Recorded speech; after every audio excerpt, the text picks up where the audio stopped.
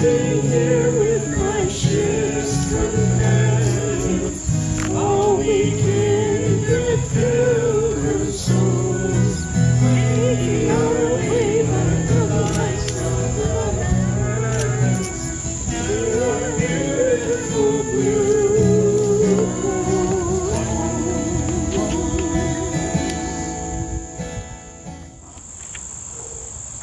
I was surprised when we kind of bonded very quickly over our loves of poetry and writing and music and walking, and then also as we got to know each other better, we talked a lot about his existential questions, and Rainer Maria Rilke is one of my favorites, and he says his advice is to bear with patience all that is unsolved in your heart and to learn to love the questions themselves. And we both had many unresolved questions, and I'm not sure either of us was very patient with the questions, but we were learning to love the questions and talked a lot.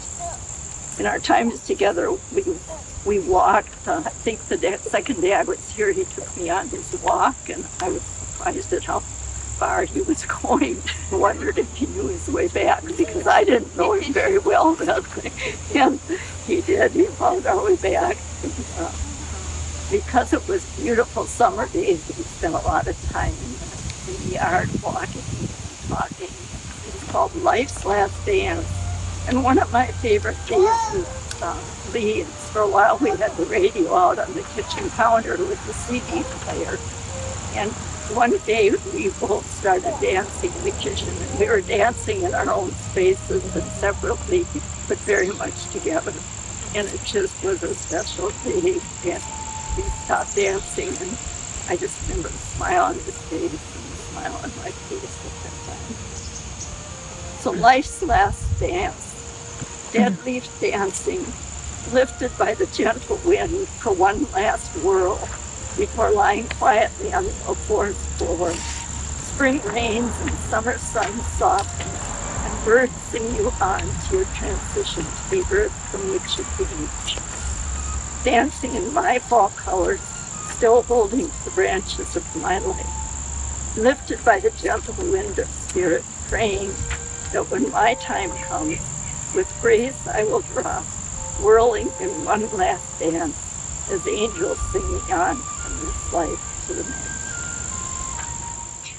So I'm very grateful to be able to read Lee's poem. It's very beautiful, and he's a very sensitive soul, called Whitefish Bay. And then God said, walk down this stony beach, and let your hands and eyes select the stones that seem most beautiful, that make you reach and clasp and hold them to the light. Their tones of red or green, their curves like wooded hills, their ragged edges, cliffs beside a road through mountain passes, and their glittery rills of mica like a stone-fed stream or lode of silver ore. Pick up the ones that make you drop the rest, then pick 100 more cold asteroids of loss that make you ache. Last, pick the best, the one that you came for, and throw that stone far out where water's deep. Now, come to me, remembering what to keep. And so I have 4 premieres before Janet came around.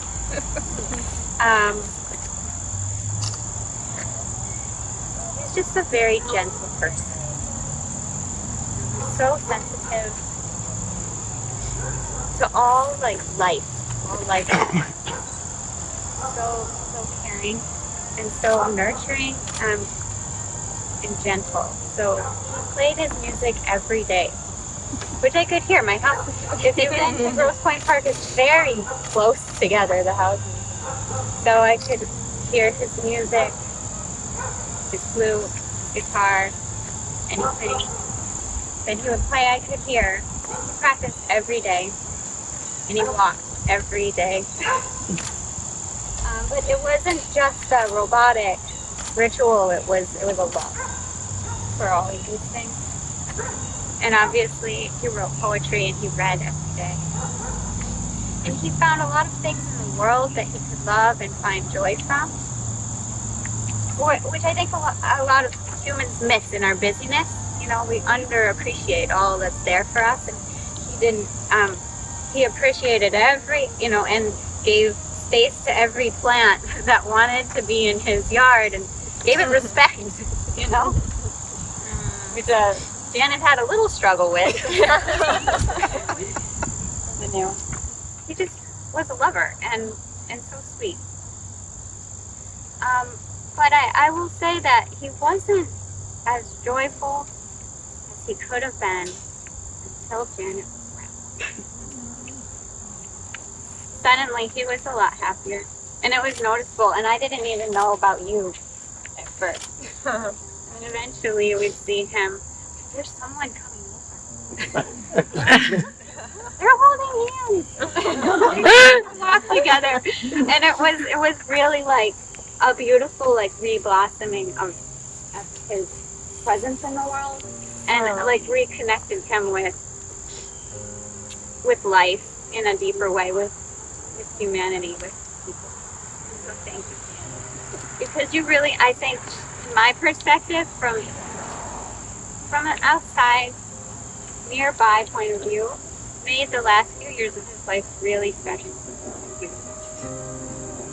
Started dating, and Janet would bring him to church, and he came to the coffee house, and he played his guitar. He played a Bob Dylan song, and he's really good, skilled at the guitar, and very good singer. And he also read poetry at the coffee house one time, and just a very gentle, sweet man, and they were both lit up with love, and it was beautiful to see. All of us can help Janet and Lee.